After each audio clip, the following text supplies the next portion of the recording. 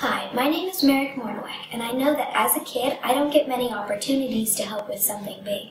That's why my brother and I created Care by Kids. Care by Kids is an organization that helps animals, people with cancer or other medical problems, and tries to stop bullies. Many of you know about a police dog from Pittsburgh named Draco, who has recently died from being stabbed when trying to protect his handler. This is why Care by Kids is raising money for the Butler Police Department so that they can buy bulletproof and stab-proof jackets for the Butler police dogs.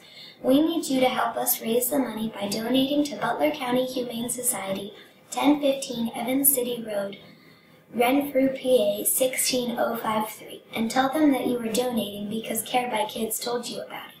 So kids like you get credit. You can always get to know the Butler Humane Society by their webpage at butlercountyhumanesociety.com.